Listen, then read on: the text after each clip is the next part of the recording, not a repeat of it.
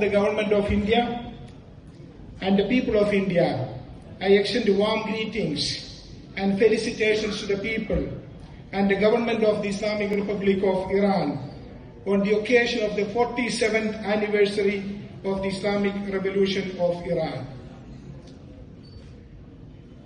India's formal diplomatic relations with Iran is 75 years old, with Iran being one of the first countries to establish diplomatic relations with India after it became a republic.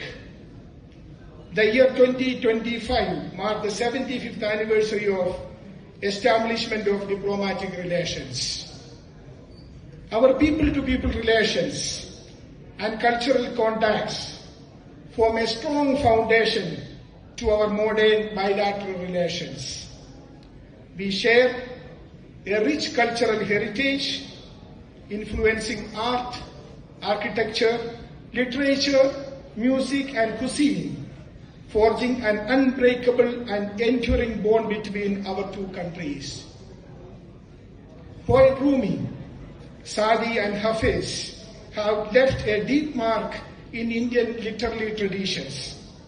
Similarly, Indian poets wrote extensive poetry, ghazals in Farsi. The architecture and handicraft traditions of India and Iran have influenced each other. The continuing influence and rich heritage of Farsi has led the Government of India to include it as one of the classical languages in its new education policy 2020. I again see people are talking.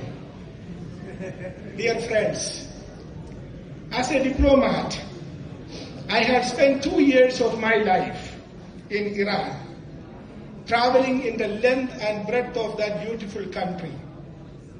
Many cities come to my mind, starting with Isfahan. There is a saying, if Isfahan, nafse jahan. If you have seen Isfahan, you have seen half the world. There are other cities, Mashhad, Zahedan, Bandar Abbas, Chabahar, of course, Tabriz, and Shiraz, Persepolis. So many cities I traveled. I remember the Gurudwaras in Tehran and Zahedan. It would be interesting for you to look up on the history and see how did Zahedan got that name. It is called the City of the Pious. It was referring to the Sikh community who lived in Zahedan at that point of time. Also, there is the Hindu temple in Bandar Abbas. I visited that. So there is a lot of connection between India and Iran and worth exploring further. Dear friends, we maintain regular momentum in our high-level interactions.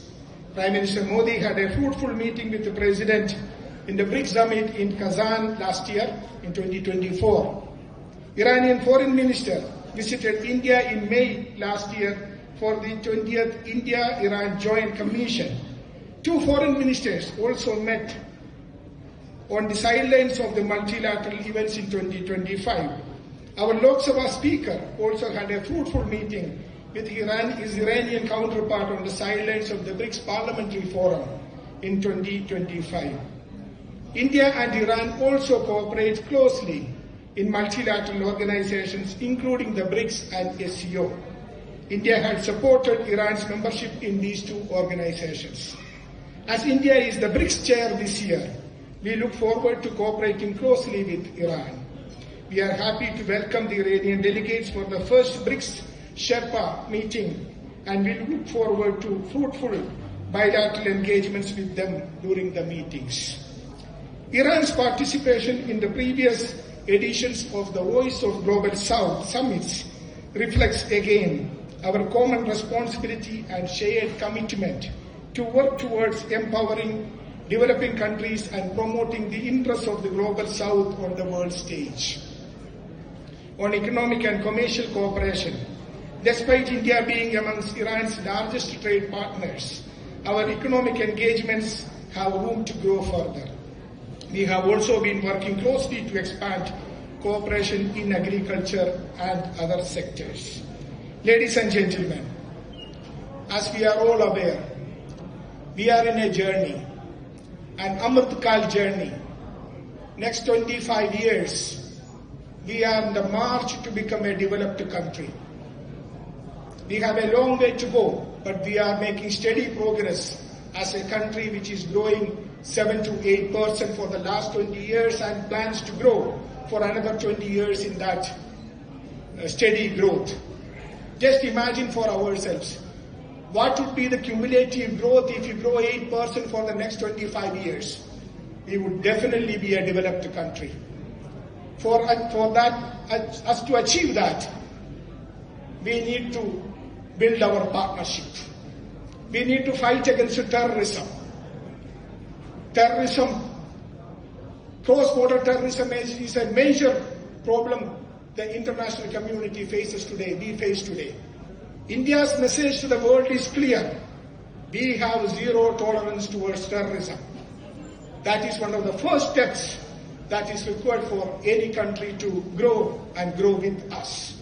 So the exchanges between India and Iran, exchange of students, artists, athletes, scholars and tourists between India and Iran, it has been growing. India continues to support capacity building initiatives for Iran, including through our ITEC program and through the ICCR and other programs. India and Iran have obligation and potential to work towards the betterment of our two people and the world at large.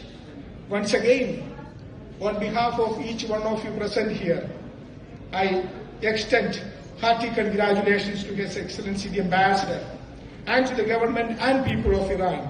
Our best wishes on